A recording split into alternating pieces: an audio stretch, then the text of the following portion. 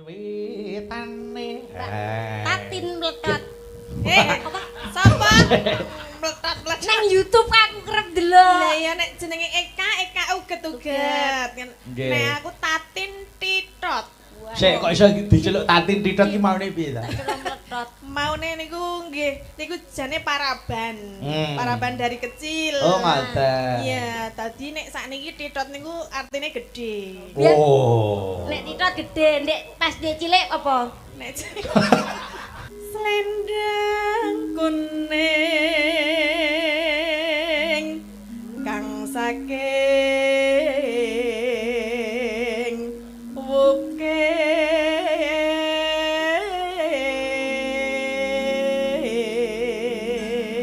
wukir. Niki kan apa ya, Mas? Napa? Niki. Aku nggo ambon-ambon niku kersane ten mriku sik.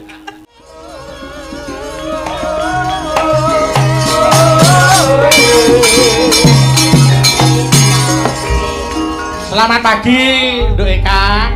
Inggih, selamat pagi Mas Bayu, Kang Petrus. Selamat pagi, Mbak Tatin. Nggih, selamat pagi.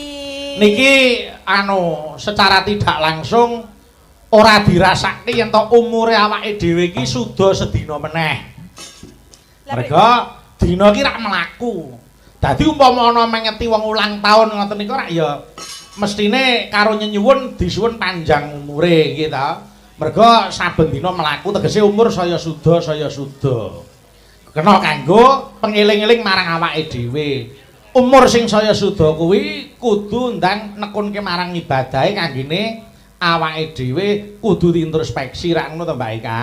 Leres. Heeh. Hari demi hari harus menabur kebaikan dan memperbaiki kesalahan yang kemarin. Contoh kaya Mbak Tatin kuwi lho Mbak Eka. Nggih, Mbak pripun? Tatin iki piyaine tekun ya ta. Dalam hal nopo? Ya bab nggon nekuni marang profesine. Pesinden. Ah iya no. inggih. Ayo, saiki Mbak Tatin panjenengan Cih. sesindenan ki wit umur pira coba? Niki tenanan apa mboten? Tenanan, estu niku. Kula ki tak Nggih, nek Nggih. tenanan niku kula Awet niku dikirimi mic Bapak. wirak kowe. oh, sik. Nek Kok make- kula niku malah mboten ada niat Nggih. sebenarnya. Oh, ngaten. Iya, tapi karena ibu saya dan juga mbah-mbah saya juga seniman, saya suruh sekolah di SMKI begitu. Nggih. Dengan nol saya tidak bisa apapun. Dadi tegese urung duwe sangu apa-apa. Mboten. Tapi Nggih. berangkat dari keluarga seni. Iya, tapi dulu kalau suruh nembang pilih nangis Loh. gitu. Dadi ngene Mbak Eka. Nggih. Sing lahir saka dunia seni kuwi urung mesti nek seneng kesenian lho. Oh nggih. Merga akeh kedadian nggon lingkungane kuwi seni ning anake blas ora nyenggol seni ki akeh. Ning tujune Mbak Tatin ki ndang merubah. Merubah. KKM Mbak Tatin menika nggih dalang to. Ayo Mas- disebutke Mas- asmane sinten? Mas Bambang Wiji Tukul. Mas Bambang Wijinugra. Nggih, Maksudnya menika- tukul wiji Tukul seni wiji. iki saka Tapi Nggih. nggih karena dengan kita carane manut karo omongane wong tua terus melu apa sing digugu wong tua kuwi malah alhamdulillah saged dinggo urip. Alhamdulillah. Ning ya sapa sing ngerti, sapa sing ngira. Mboten namung jenengan Mbak Tatin. Pripun? Fahmi niku riyen ya dudu sinden. Bu Fahmi Fahmi berangkat iki dari nopo? kuwi mbiyen penyanyi orkes Melayu. Waduh. Tak kandhani tenan kuwi sumpah kuwi. Tenan kuwi. Panggung dur-dur nika. Ora mung panggunge sing dhuwur, roke ya dhuwur biyen.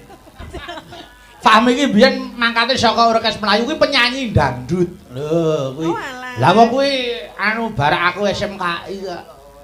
Mula terus jaman semono rumangsane kok terus kepengin ajar sesindenan. Wah, biyen nek apa nyanyi dangdut wah udele kei lampu lho. Nganggo dop. Udele nganggo dop bareng setrum geblak saiki nyinden. Mula saiki terus wis banting setir saiki dadi sinden tenan. Mulai track record seseorang menika benten-benten nggih, Mangkate Mas Bayu. dhewe-dhewe. Nggih. Mula nek kaya Mbak Suci mbiyen ya cilikane ya wis kulino nembang ning nggon apa kuwi campur sari ngono kuwi wis tau ya ta. Nggih. Nek kaya Ayu tengenku ki ya sinden ya dalang. Lho, mergo bapakne ya dalang ngono. Dadi kabeh iki duwe riwayat dhewe-dhewe kaya Dini ya ngono. Kewajibane apa sing ditekoni dadi guru ning nyambingine sindeng. Oh ngono. Budar sini ugi menika Sapa? Budar sini. Oh nek Mbak Darsini wis lahir wis Berangkat. gelungan kok ae. Nggih.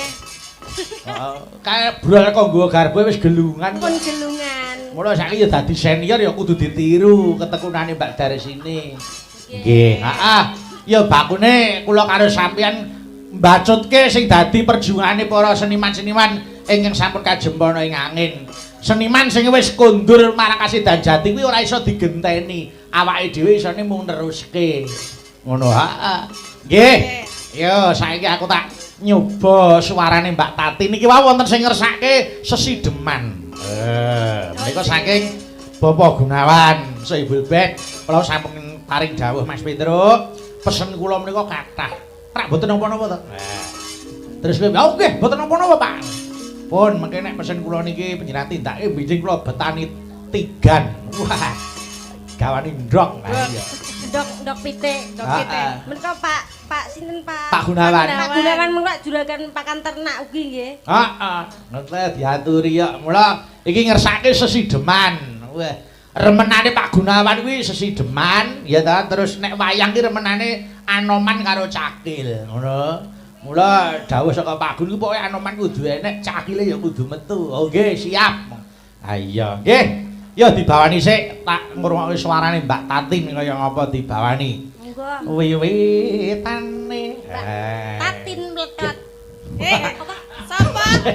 Mletot-mletot. Nang YouTube aku kerep delok. Lah ya nek jenenge Eka uget-uget. Nggih. Nek aku Tatin Titot. Sik kok iso diceluk Tatin Titot ki maune piye ta? Mletot. Maune niku nggih, niku jane paraban. Paraban dari kecil. Oh, ngoten. Iya, tadi nek sakniki Titot niku artine gede. Oh. Nek titot gede, ndek pas dia cilik apa? Nek Titi duit kaya. Oh, kuwi. Wah, Tarinto Titot tenan ya. nah, ngono ya. Gede. Pak Rinto kan malah ngel goleki kok. Apa nih? Kae kan Kok Apa nek wadum ngene iki angel golekane. Kiai Laris campur sarinan. Heeh, karyane kok mung sakmene. Karo dikudang ayo. Monggo, Pak. Ayo ngomong suarane Mbak Tatin. Mbak Tati iki mbiyen nderek Mas Seno Nugroho, Mbak Eka. Nggih, sedherepipun Suwargi. Nggih. Terus Kindro Susmono ugi. ora ya. Ten nggih. Kok kabeh tak sebut. Ayo wis. Monggo, Pak. Yo, dibawani. Monggo.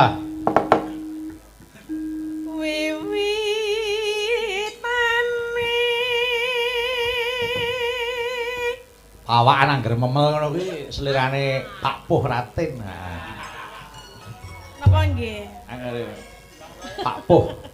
Ning ngasto gampang selirane sing memel-memel. Nek jenengan selerane sing pripun? Ah, nek aku iki sing penting wedok urip kok. Karo sapi. Ya ora to. Oh iya. Anderek. Anderek sang peke.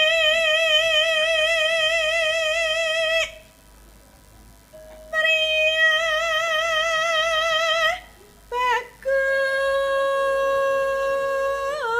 bagus. Ya, Ngapa? suwe ora ketemu aku karo kowe Mbak Yuku. Apa bar kemo tanganmu ireng kabeh. Iki jenenge kutek.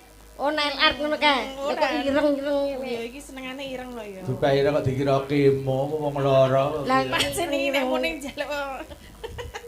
Iya. Halo. Apa iki mau tekan ngendi? Sowan marang. Suwan marang. Takon kok Eka. Lah pripun tak? Iku cah laleng kok.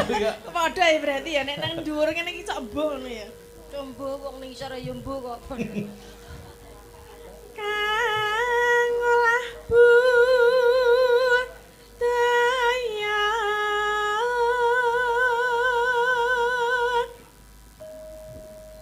Aja dono Mas. Halah. Sik, sik genderak golek perhatian terus karo Mas aku. Adate ora ngono ki, Mbak Tatin. Adate ora ngono kuwi lho. Lah nggih. Mas, aku terkenalnya nek nirokke cengkok iki aku mesti mletre kan jenengan arep kok jenengan biasanya senengane saka dhuwur apa piye iki, Mak? Digoleke cengkok. digoleke cengkok sing saka dhuwur kowe sajake golek perhatian karo Mbak Tatin kowe. Kowe nek nek ninting sindhen-sindhen liyane gawan iki ora tau ngono-ngono. Mboten ngaten niku. Nek karo Mbak Tatin digoleke cengkok sing apik. Kowe lek karo aku nek gender dibuanterke Mbak kaya nyindeni wong budhek ya lho. Ngono lho. Sing dituthuki gembrenge rek. Lho, aku wong rondo apa piye kok? Sing dicinteng nganggo bumbung. Nggih, sing biasa mawon nggih Mas nggih. Biasa, sing biasa. Sing biasa ra Karep nek kenal sik. Caper. Nek anu kuwi sik biasa. Biasa orang nganggo ndrok, Mas. Enggak. Aurane Mbak Tatin, Mbak. Ngapa? Wani dinkremi yo. Sowan marang Sowan menyang kota gedhe.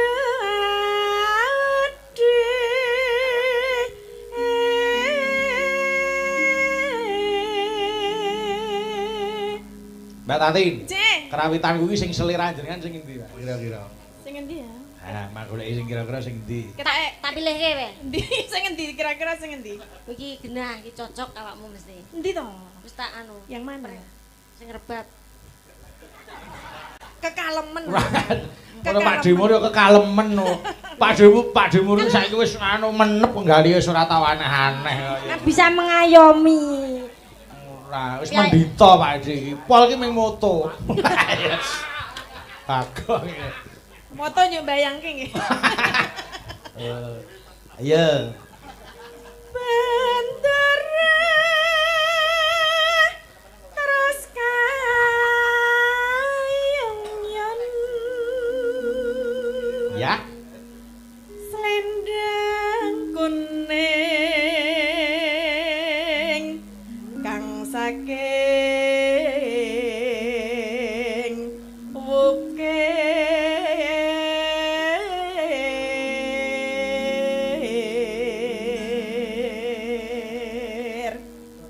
Niki kan apa ya, Mas? Napa? Niki. Aku nggo ambon-ambon niku kersane temriku sik. Ambon-ambon umume batang. Ora yo kanca Mbak Tati ku enek bagiane dhewe. Dialem sithik. Nggih, ya talem. Wah, sinden kula wah jan dadi golekan kok, Mbak. Kula kan anggere Petruk ning ndi wae ditekokke. Pak Petruk sinden panjenengan sing kaya tugelan debok nang pundi? Nah, alhamdulillah bocahe niki dugi. Nggih, niki dengaran kok wingi perang-perang anu ketoke ra ketok. Nggih, ha jenenge saking larise kok. Ora ketok wong maesan kok. Ora lho, maksudnya iki ora mangkat. Aja nesu ta. Mbok aja sak nesu, kok tambah cilik lho. Arep kaya kijing ning niku kula tresnani kok Mbak Tati niku. Oh, cita. Jantenan ya. Kaya patok. Iya. Monggo lanjut. Swara kurang permana aning wasis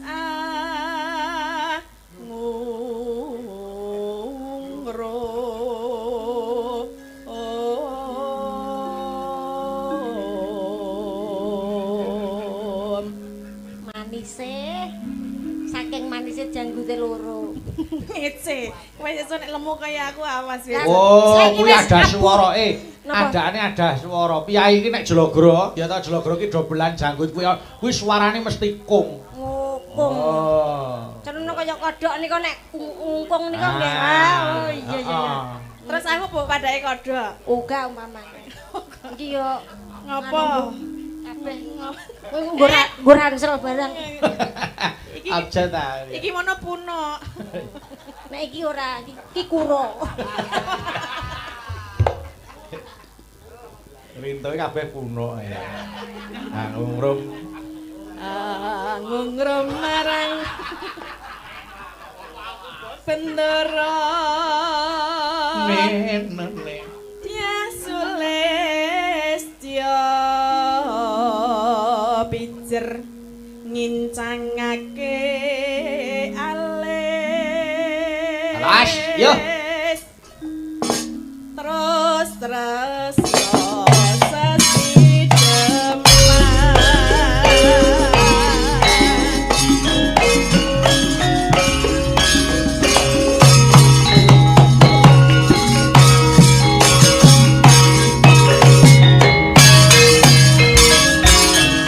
langgame Mbak Tatin. Ya monggo engko irama bare iki terus didangdutke genti adike wedoke Kak. Monggo. Ya Mbak. Luwih becik matenan bisa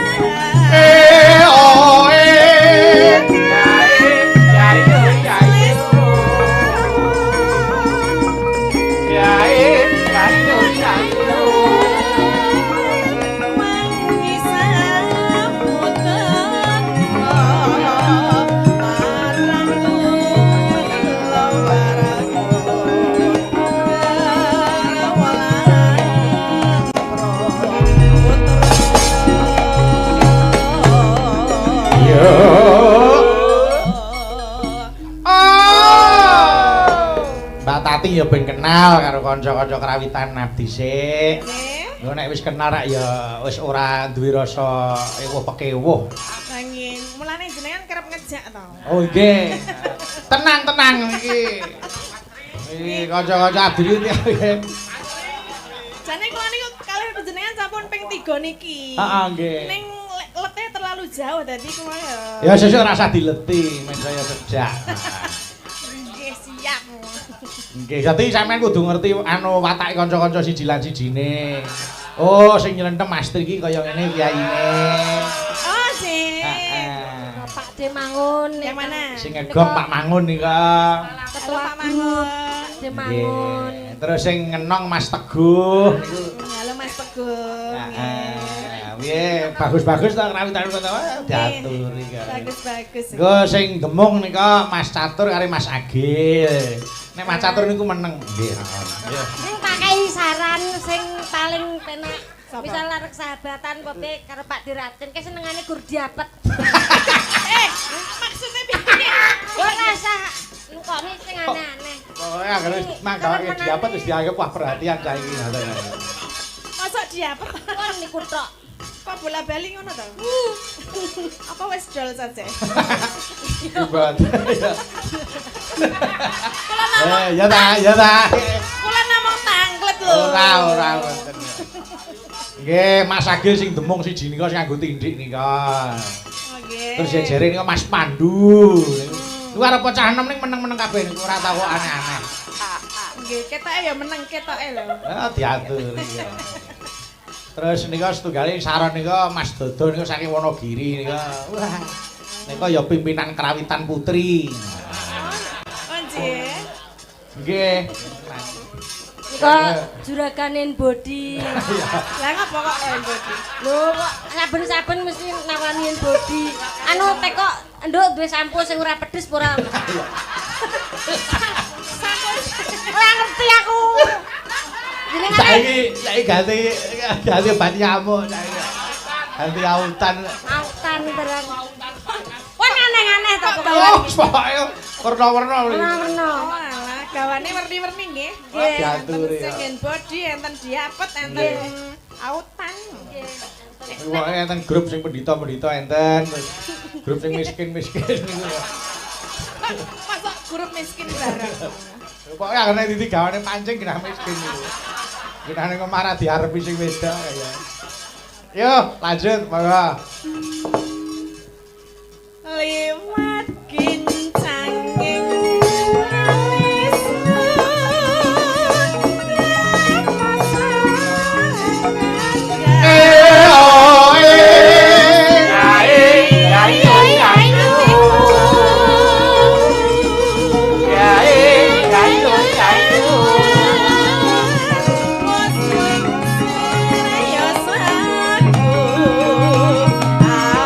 bisa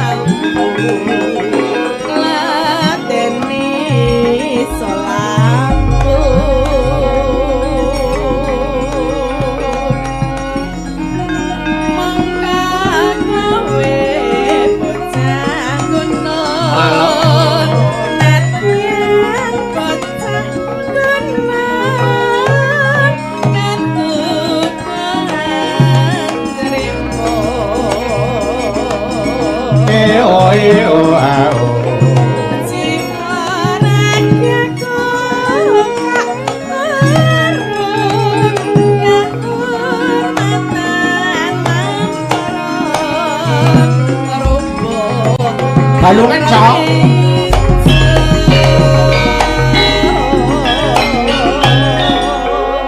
Iki tak kirimke ponakku sing lagi streaming ngeling ning omah. Heeh. Mas Aryan terus karo Mbak Galuh nggih ngancani melek. Heeh. Monggo, yo Mbak Tatin lanjut. Urip ana kota gede.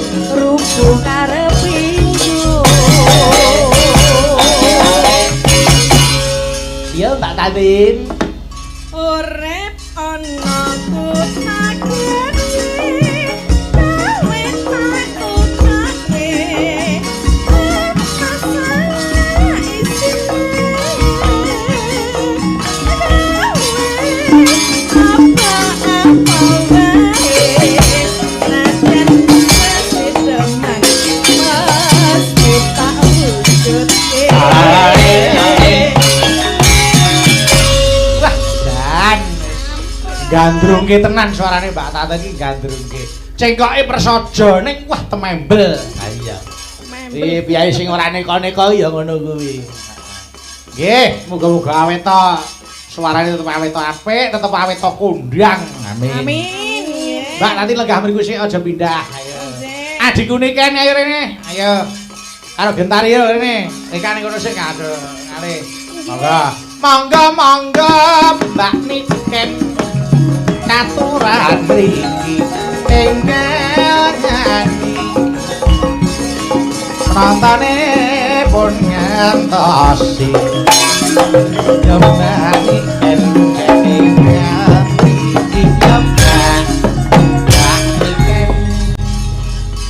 iki ya ngono adikku wedok iki ya lagi naik daun pundi sing adik wedok Niken no. Oh, lan jenengan engke. Apa maksane?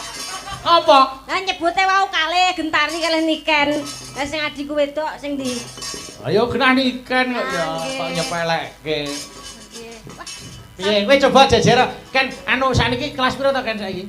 Sekarang kelas 2 SMA mau kelas 3. Mau kelas 3 SMA. Nggih. Mbak Eka saiki anu semester piro? Anu kuliah. Apa S1 S2? Daftar PAUD. Boleh to. Aja ono S1 S2. Menika menempuh S2. Nah, coba jajira niken. Sing SMA semono, sing S2 semono. Makanya minum peninggi badan, tumbuh itu ke atas bukan ke samping. Sesuk tekan omah kowe ngombe obat tinggi. Ben modar. Sindene. Ben modar piye ta? Aku teko omah ngombe obat tinggi. Berita viral. Sinden Ki Bayu Aji ngombe rondap. Kok rondap ben dhuwur rungokno niken. Obat tinggi. Obat tinggi. Obat tinggi ning kasur iki kon ngombe gak mati aku. Obat penumbuh badan maksudnya. Penumbuh badan kok penumbuh kalsium. Badanku wis tumbuh iki samping. Tapi kan maksimal iki sampeyan. Ngene. Kowe mangan pupuk. Ya lak kandhane. Pupuk napa? Yo urea apa pupuk kandang, nyatane nek kowe dipupuke saya dhuwur. Ya, oh iya. Dhuwur aku ketemu Tuhan. Iya. Rumangsaku kok nek pancen ora senengi yo wae ana layang. Alah. Ora tak umumke masjid sesuk mbokan. Mbak Niken. Dalam. Wah, jan alhamdulillah. Saiki saya kondang. Pangestune, Mas. Sing penting hati-hati, saya dhuwur, saya banterangine cahayu. Nggih, Mas. Gentari. Dalam Pak Bayu. Wah, kowe iki nek ngono iki ya ora nganti. Nek ora tak bage kok ya mesake. Ha iya. Lah kok patung. Ora, aja nesu to. Ya, nek kowe iki ya pancen adikku sing ayu tenan. Kula iki mbuh trae. Heeh, ya mong siji. Pripun? Besok brengose cukuren sik. Kabeh-kabeh kok diakoni adik. Lah wong wow. Kabeh-kabeh kok diakoni adik. Lah wong pancen umur sak ngisorku kabeh kok ya. Sing sak dhuwurku ki mung Eka kuwi. Kuwi barakane si Mbah. Barane sinten? Mbahku. Aku mbah canggahmu yo. Terus aku iki barakane budar sini yo. Dhuwure Mbak Dar lho kuwi. Lah omah dhuwure Mas. Dari sini biar sing nyanyi. Kuwi canggahku. Boten. Sik Mbak Canggah iki niken ben anu sik. Iki ana sing ngersake Kusuma Wijaya. Nggih, yo. Diaturke sik. Ben diaturke Mbak Niken. Ya. Gentari ning kono anu lugu arep Mbak Tati. Gentari iki bedani karo kanca-kanca kok. Bedani apa? Momenek datang transit menika ibu-ibu dari sini sholat. Iya. Ada yang membersihkan wajah. Terus ada yang bersih-bersih. Ada siap-siap dandan. Iki menjabuti jenggot saniki pun rutin saniki. Benar rutin. Lah sing makeup niku saniki pun. Aku munggah brewokan kok dikira aku ki apa? Lo malah sangar. Sangar piye? Tong ngewangi tri kuwi lho. Ora. Oh, wis tri. Mas keroke. Masa kowe ora diduh tri bojomu berjalu lho. Bojok berjalu ke pitik. Ayo sing ora gawake boding ayo. Yo, Kusuma Wijaya diaturke sik. Monggo Mbak Niken Salindri. Monggo yo.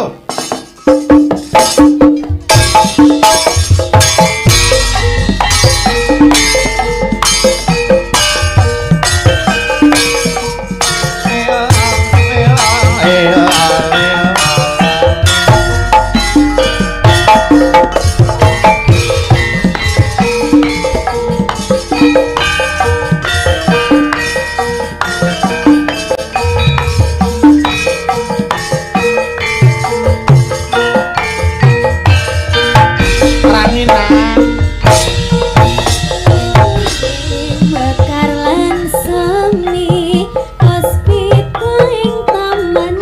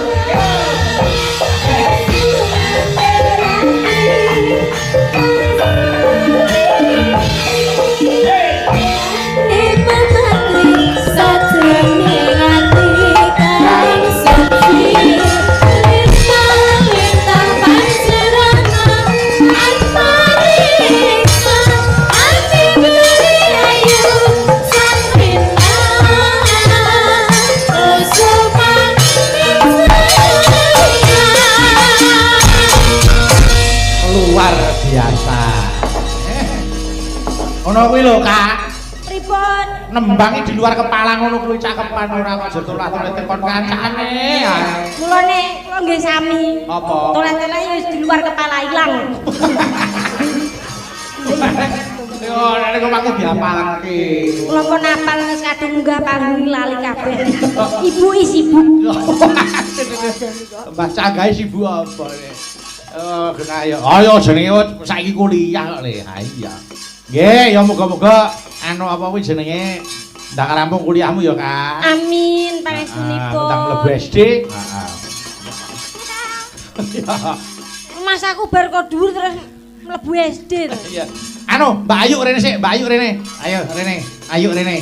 Malik pelok aku tak nyuwun bajing loncat. Engko gen dibeksani Mbak Ayu karo Mbak Niken karo Gentari boko siji. Nah, karo Eka. Ayo. Iya ya, wis tak tenang wis. Iya. Ayo. Aku kanggo iki. Yo. Melu joget ya. Intro Cantrik. Ayo saka Saron iku sing tetembangan Mbak Suci sik. Mangga. Iya, Cak, diaturke bajing loncat. Kaya ngapa? Mangga ayo. Diaturke. Mangga yuk.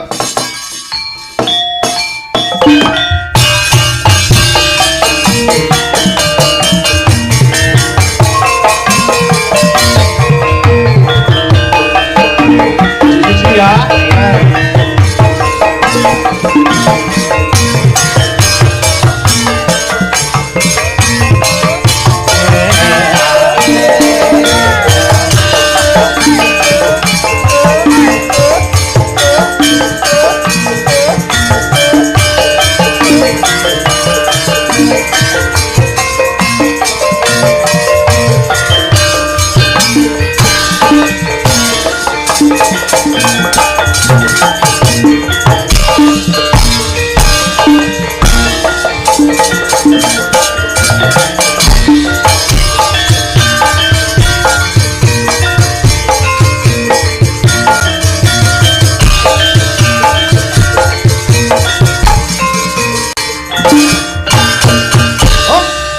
Genduk nih kan? Iya, ganti. Anak, mangga Mbak Suci. Ayo.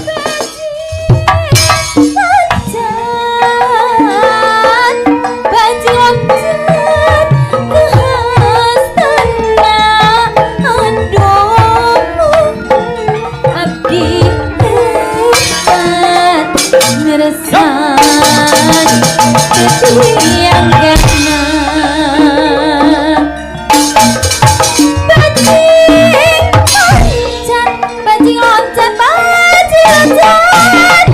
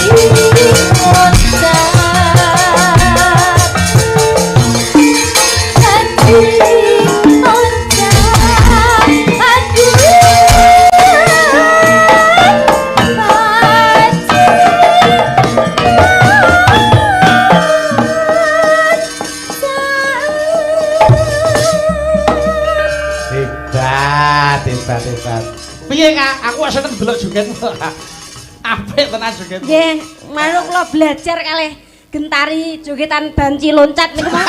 Kula bajing loncat kok banci loncat. Bajing loncat lek sing ngajari niken. Lek sing ngajari gentari ya banci loncat. Beda nek aku lek ngajari. Lek ngajari lek mudhun kudu ndase sih. Ndasmu dhewe kuwi. Mas yo aku cilik aku kakakmu. Das. Kakak iku dune sak dhuwurku. Lah nek aku kowe goreng sak kelekku ngene. Lah aku yo ning dhuwurmu. Endi? Ndase kanggo rek. Anak Mbak Tatin dia. Acara banci kicat-kicat ayo. Nggih, Mbak niki meleren sik. Ayo, saiki lintang asmara Mbak Tatin. Ayo. Tak duetke karo sing dedeke padha. Sinten? Rinto, harap ayo. Ayo sing nyiter, ayo. Ayo, monggo kene Pak Rinto, kene. Ayo. Pak Rinto jemeneng kinurmatan sampak kowe.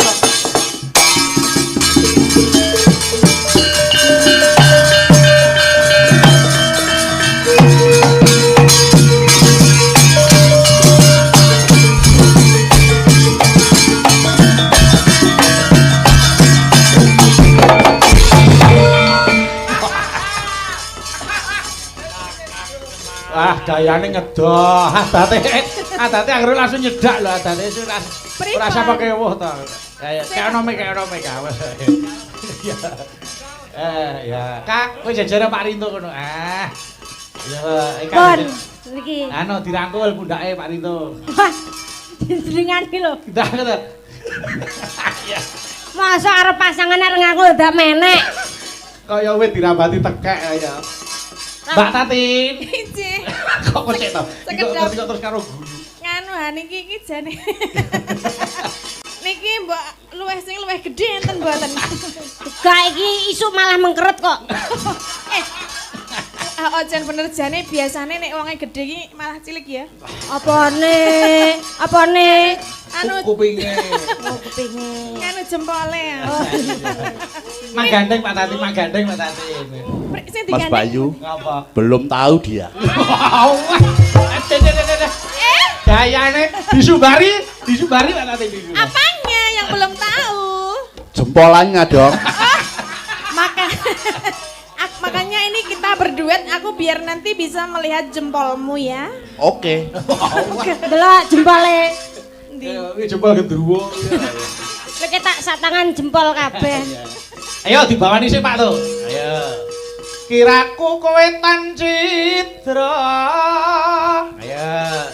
Ngerti Mbak Tatin dulu kok koyo. Ya, wong sakmene gedene kok ya dinggorke lho. Kiraku kowe tan citra.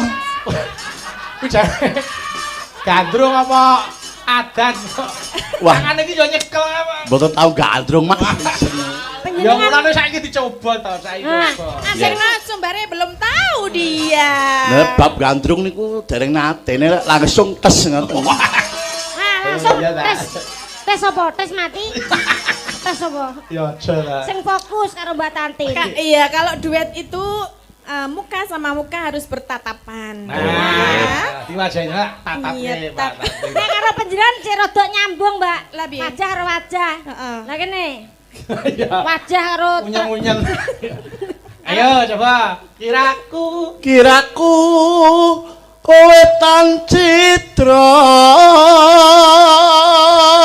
Cek tak aku ngepaske mripate iki jane madepe ngendi ngono. grogi, Mbak.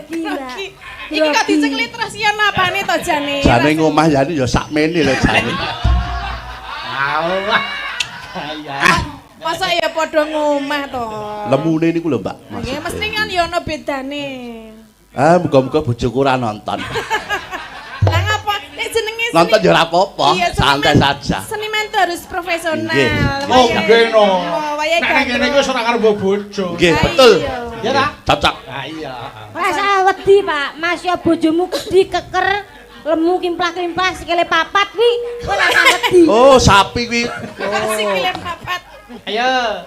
Marga suwe angen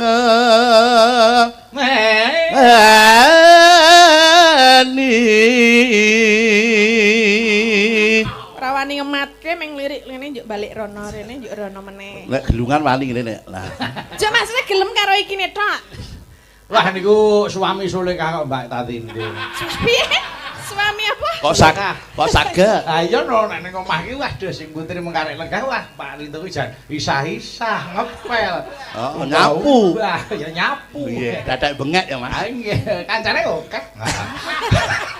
Contohnya. Heeh. Gue ora live. Heeh. Yo. Tur sing garbeni gak sing wedok kok. Ngopo tok? Tak kleru ngisor engko. Kalau wong garbeni. Kuwi menteng nukul bledug Iki ya. pomong garbeni, aku iso menebak ki anak lanang wedok. Lah piye? Tenang to, Kak. Oh. Babasan. Layang Layang kilawa mah ruta. suarane apik, wayangane apik, putrane pengarang lagu. Wah, jane lah. Ya ping tekon rada elek. Aja ngaku. Aja ngaku. Sesuk tekane meruput. Iya.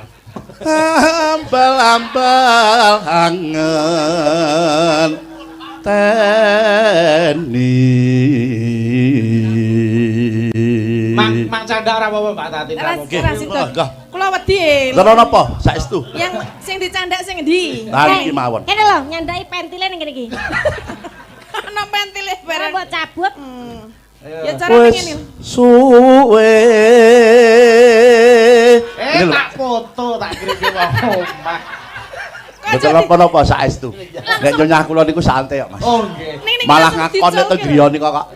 Kuwi anu kaya kanca-kanca kae ngoten niku. Kanca-kanca ki ngopo kok kanca-kanca ra ngopo-ngopo kok. Wis sosok wonten lho jenengan ki ya. Oh. Lha tas apa kok kancane. Ora setel jenengan ki.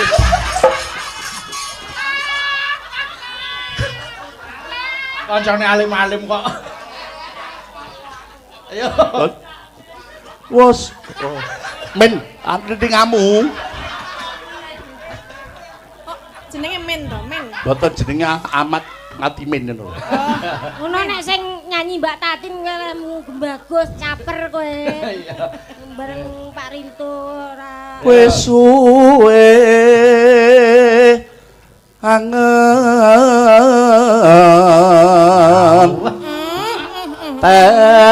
teni Kok tetep ra dimatke lho aku. rasaku hangantu. Kematke iki mukane jangan yang lain-lain. Ya bukan no. Oh. Kok aja kaya Wes sing iki lho. dimatke kok liyah-liyane. Hantu. Perkenalan dulu Nggih, siap. Iya, sesuk nek kerep ketemu nggih cek. Jane kerep ketemu, Mbak. Nggih napa?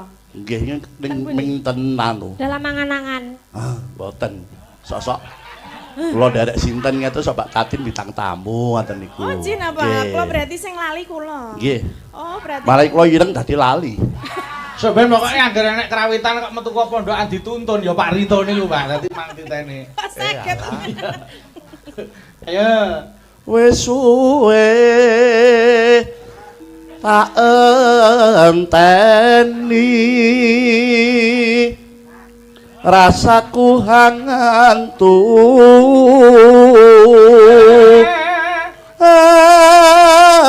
hantu wah karo megol barang. Mas kula sok los ya Mas. Iya.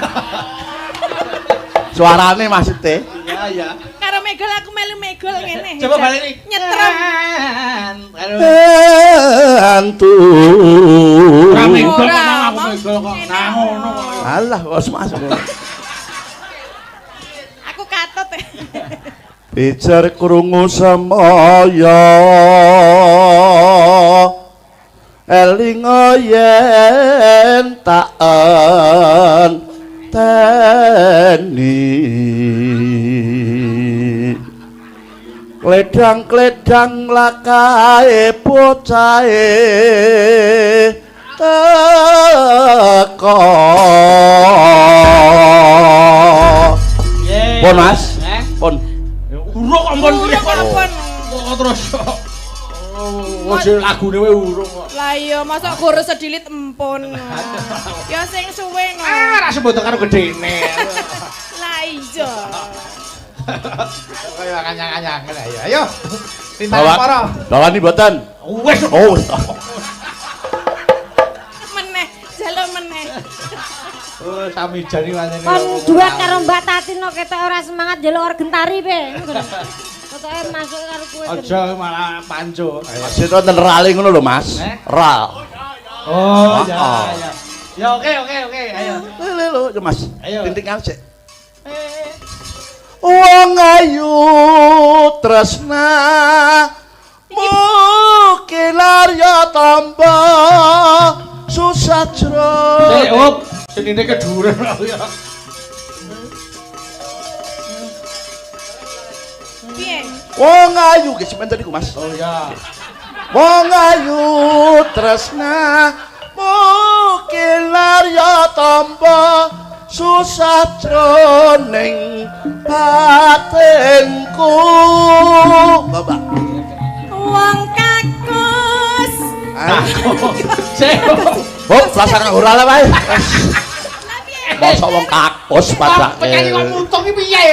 lha niku wong kakus ngoten kok Boten. Kleru. Kakus iki kakung sing bagus. Nah iya. Oh ya Kang Mas wong bagus disingkat dadi kakus. Oke. Yo tikus ditone.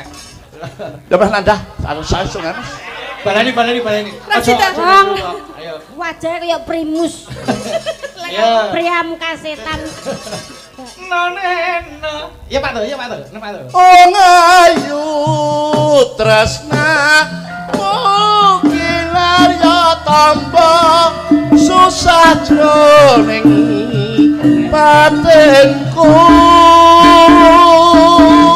Wong bagus antep marasa atimu tresnaku. terus jroning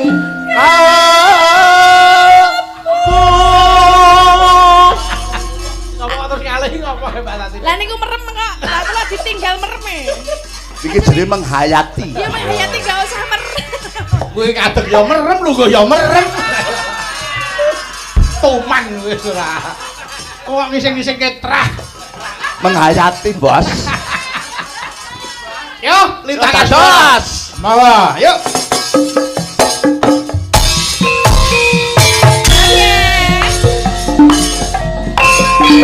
Duet Totin, ayo Rinto Tati.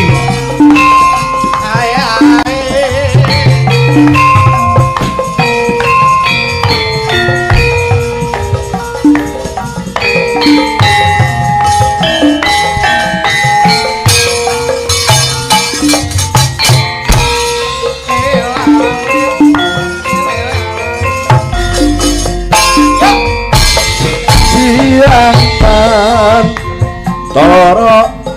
ratri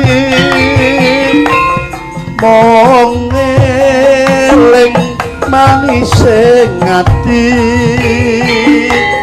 tresnaku konsahan duweni marang Satya Sulaksmi.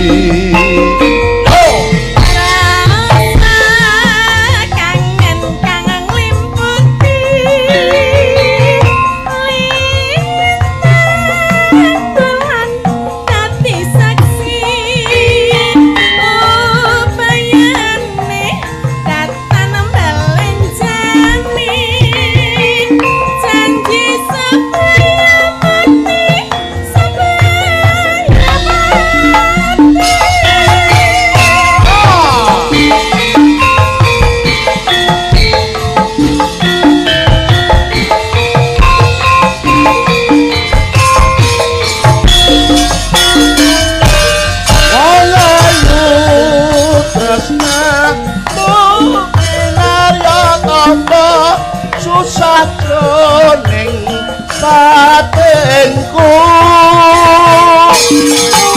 bagus antep marasa atimu tresnaku tulus ning kalbu jalakan ngarupi banyu sekara susah ora bakal cerna senajan nyawa oncat sakaraga wis tresna tapi tapi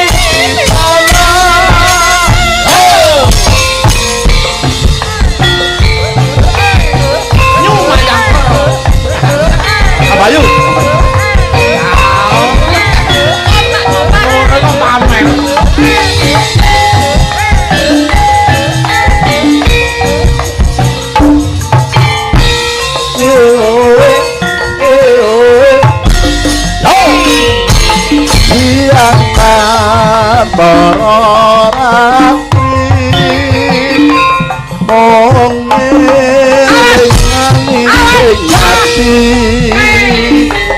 Setiaku tansah anduweni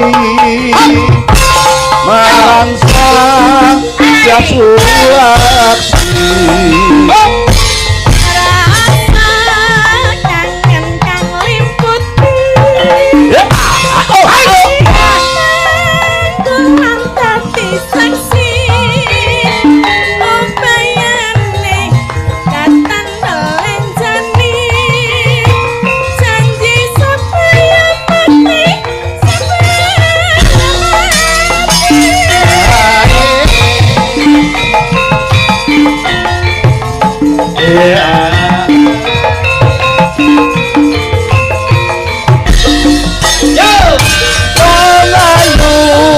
Tresna kukinarya tanda susah jroning batinku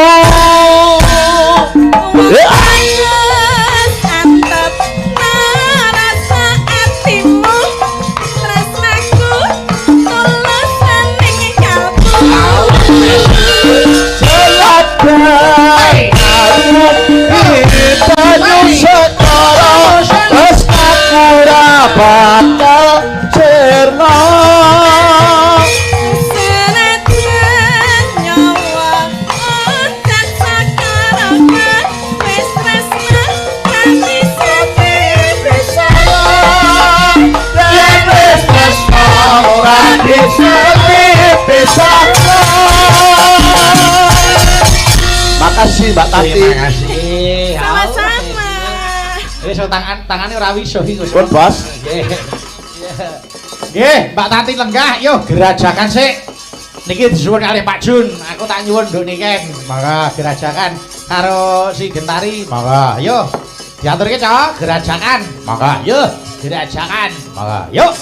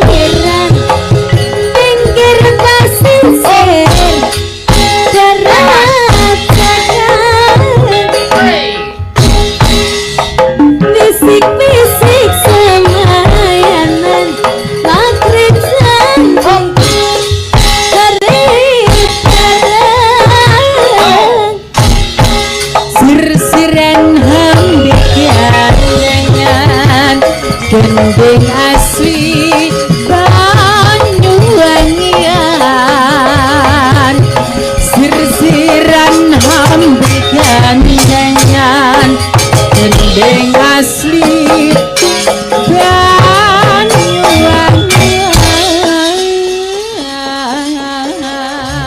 Matur nuwun, sik Mbak Nika ning kono gentari lenggah kene. Mbak Eka uga-uga teng Bali lenggah kene. Yo, iki terakhir wong sing ngersake ayang-ayang. Ayo diaturke sik. Monggo Mbak Niken, Mbak Tatin, si Dini karo Mbak Ayu. Monggo, ayo. Iya diaturke ya ayang-ayang. Monggo, menika kula kintunaken dhateng panjenenganipun Bapak Mbak Yitno saking Bulurejo Ngaringan. Oh nggih, siap. Monggo, yuk diaturke ya ayang-ayang. Monggo, yuk. Monggo, yuk.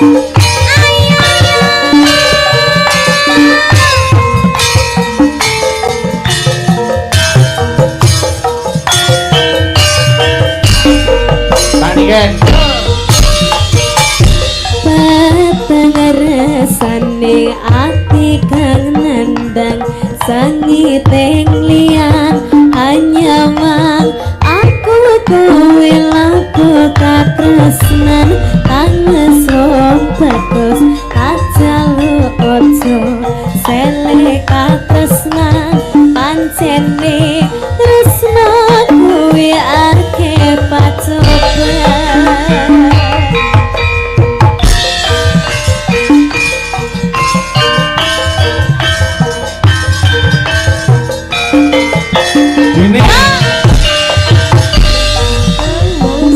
Bagus ajalu ojo teliga tresna pancene tresna kuwi ake pacoban kang